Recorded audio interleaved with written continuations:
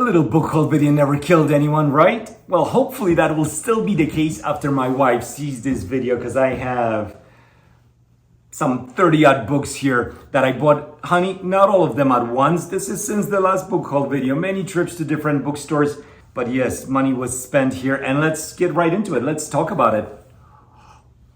I have some amazing books here that I want to tell you about. This is the one that I'm reading right now. Feed Them Silence by Lee Mandela. An interesting book. I'm not really loving the book. I'm not enjoying the read, but it is interesting. It is intriguing. We are in a mind of a wolf, a gray wolf. 2030s, I believe, is when this SF story takes place. And humanity has some new capabilities, and a neurotransmitter was implanted in the brain of this wolf. And one of the researchers has an implant in her brain, and it's the receiver. So she is able to essentially go into this machine. She puts this thing on, and she's able to be the wolf, essentially feel what the wolf feels, see what the wolf sees, smell. So it's very visceral, very interesting. That aspect of the book is amazing. I'm loving it. However, the protagonist is not someone that I love. It's not someone that I even like. Her marriage is falling apart. She seems to be very single-minded in her pursuit of science at the expense of everything and everyone else.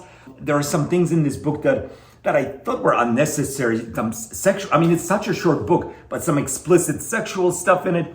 It was okay. I didn't mind it, but I wanted more of the wolf, that interaction. And it's a sad story. It's really depressing. The humans seem to be fucked up. The situation with wolves is really bad because this is now 2030s, and unfortunately things are not going in the right directions, and wolves have a really hard time surviving. Little food, we're going into winter. Environmentally, it's a catastrophe. So it's a tough book to read from that standpoint. So there's like many different things about it. Some positive, some negative. I haven't finished it, so I'm reserving judgment. I'm happy to be reading it, and we'll see how I feel at the end. Now this one, I know pretty much how I'm gonna feel at the end of the book. I'm gonna love it. 5 Decembers, James Castro. I'm about 100 pages into it, and I'm loving it. We're on the island of Hawaii, I believe. Well, Honolulu anyway, is where it takes place. This is 1941, I believe, Thanksgiving. So you know what's coming, foreshadowing, right? In December,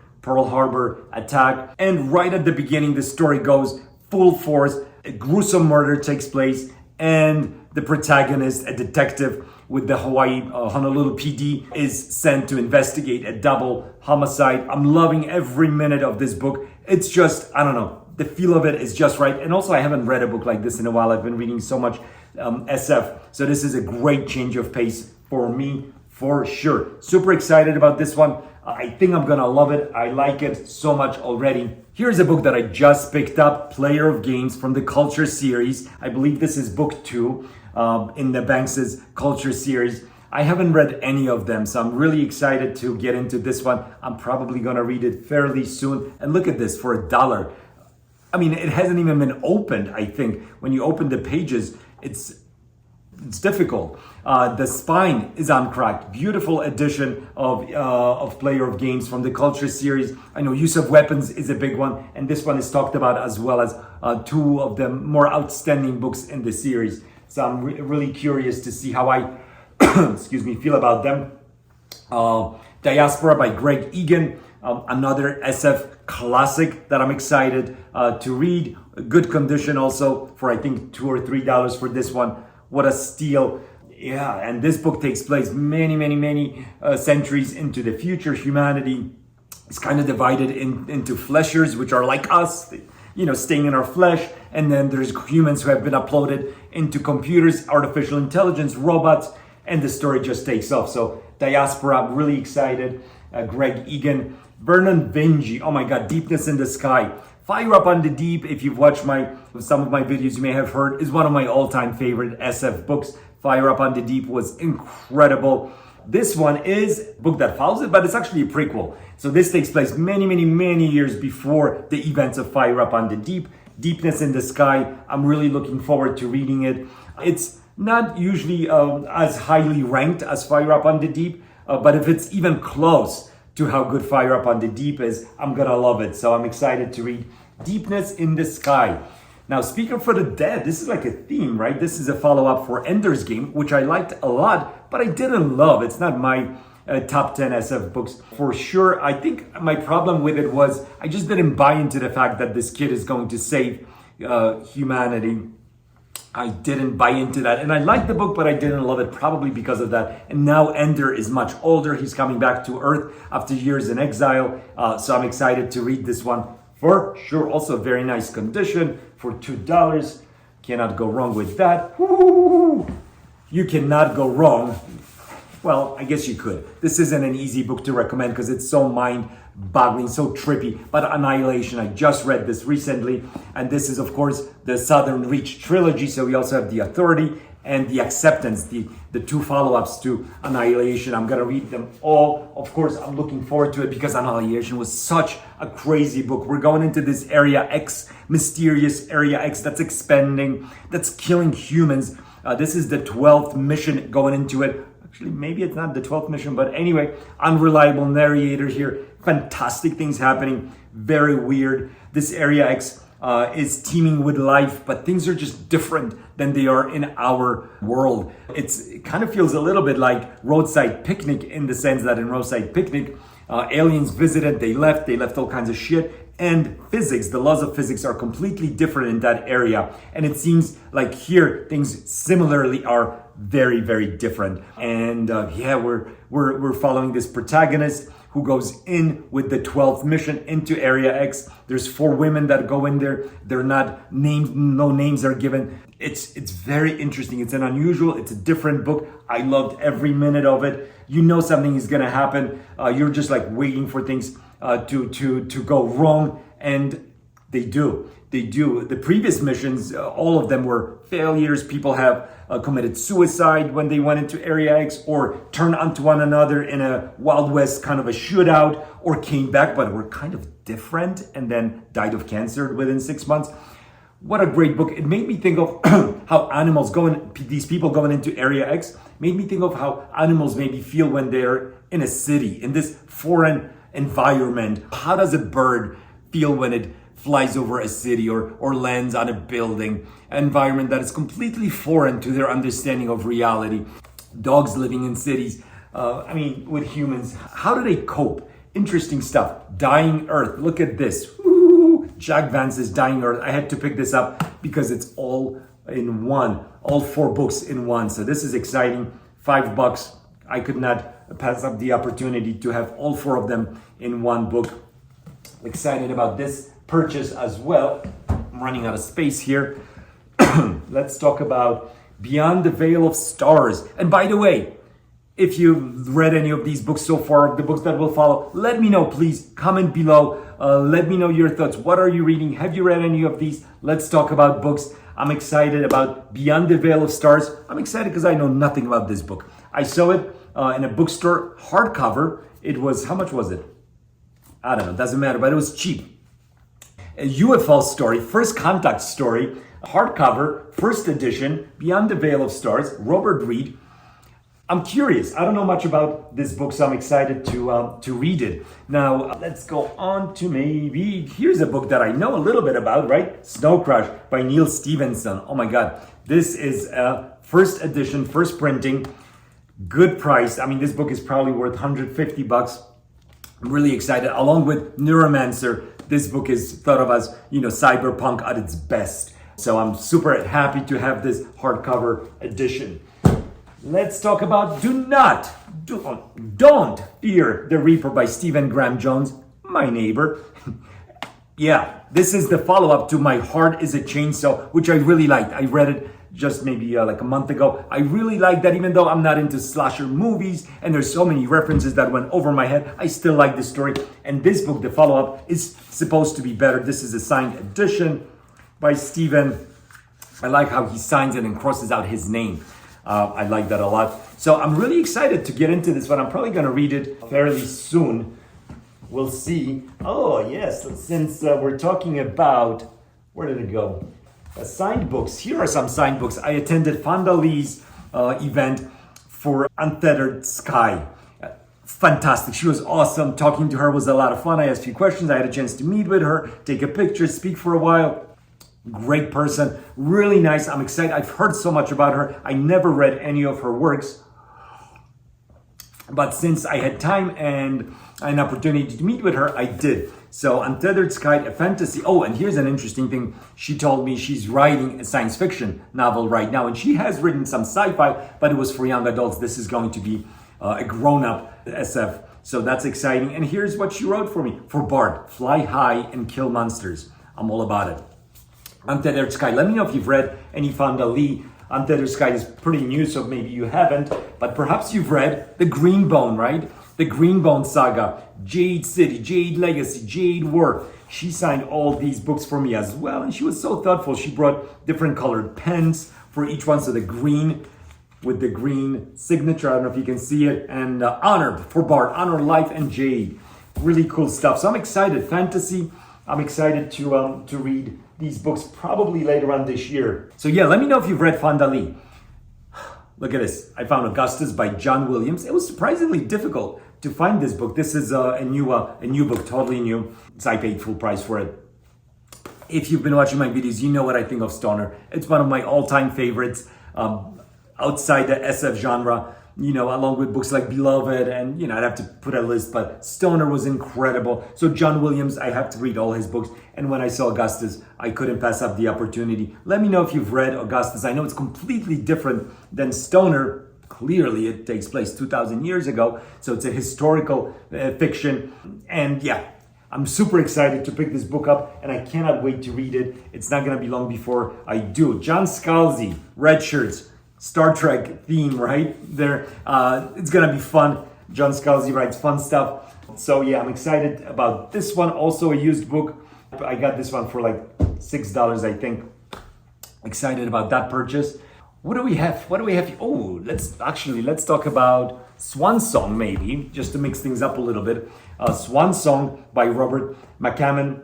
This is a book that is often compared to or with Stephen King's The Stand. And The Stand was the first King book that I read, which is interesting because I didn't even speak English very well back then. It was soon after I moved to US that I read it. And I loved it, even though it was a difficult read for me.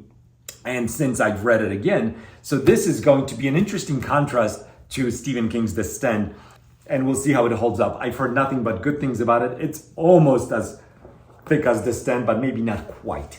So we'll see what I think. Let me know if you've read Swan Song, this post-apocalyptic theme. Recently I read Station 11. There are a lot of dystopian stuff right now, and I am a little bit tired of it. In some ways, I'm hoping for a more optimistic future, and that's why Becky Chambers, I sometimes pick up her stuff because of that solar punk vibe. But yeah, let me know. What do you think about this dystopian trend that we're seeing? Providence by Max Barry. It's a book that I read just recently. This was a lot of fun. Max Barry, an Australian, I believe, author. It's his first book that I read from him, and I really enjoyed this book a lot. We are in the future. Humanity was attacked. A ship was attacked by aliens, and humanity's response is to go all in war. It's kind of like September 11th response, where we just go attack full force. And Providence is a type of ship that is being used by humanity to attack these aliens. We're not trying to understand them. We're just attacking. We're spending tons of money weaponizing. And 4 humans go into a ship, this Providence ship. The ship is huge, 4 miles long. Inside the ship, it's cramped, it's horrible. And it turns out, as you're reading, that humans are really not needed anymore. So these humans on this ship are basically just there to send social media updates about what's going on and keep the military-industrial complex going and building more of these ships. The AI is fighting the war. This Providence ship is supposed to be kind of like the Titanic. You cannot sink this mother. But things start to go wrong, both with humans as they realize that they're useless on this ship and they start to kind of go crazy. But also, we're starting to find out that these aliens who humanity thought would be just easily wiped out by these Providence ships are maybe learning something and becoming more and more dangerous. So shit eventually goes down. That was unexpected. So it's an interesting book because it looks at different aspects of our human experience, being stuck on a ship for a long time. These Providence ships go out for like 4 years at a time and then being useless as a human because the artificial intelligence is able to do your job so much better by analyzing data like this.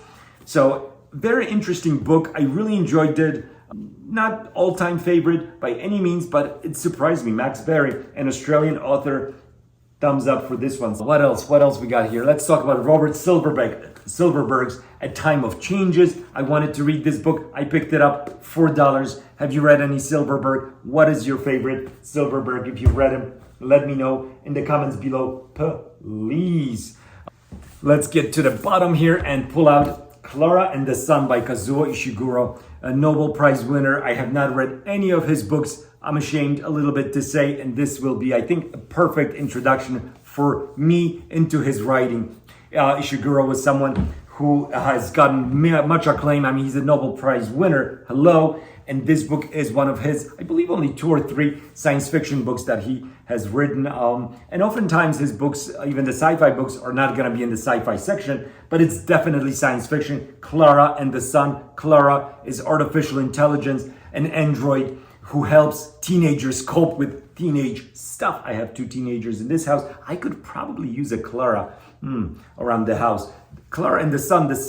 Klara is powered by the sun, I believe. So that's the relationship right there. So this book seems to be right up my alley. I think I'm gonna love it. I found this hardcover for $10. I couldn't pass up the opportunity as I was going to read this book eventually. Anyway, I'm super excited. Let me know if you've read it. Let me know what you think about Klara and the Sun, or what other Ishiguro books do you recommend? What should I read by him? Ken Liu's The Paper Menagerie. This is a combination or a collection, of short stories and some not so short, like a novelette size perhaps. And the titular story is the one that I really am curious about because I've heard so much about it. I need to read it. And of course, if I love it, I'm going to read all the stories here. So I'm really excited. Let me know. Ken Liu, I know he's also in fantasy. He's quite well known. The Grace of Kings and those books. So let me know if you've read any of his stuff. Please comment below. What do we have? Ursula K. Le Guin. Wow. Ursula is one of my favorite writers. The Left Hand of Darkness. What a great book. I read it, was it this year or last year? I don't remember, but not that long ago. A fabulous book. So this hardcover was an incredible opportunity to pick up first edition. Not very expensive, but it's a prized possession for me. And I haven't read The Eye of the Heron, so I'm excited to find out what this book is all about, to step into Ursula K. Le Guin's world. Here's a book that I really know nothing about, Gideon the Ninth, but it was on sale.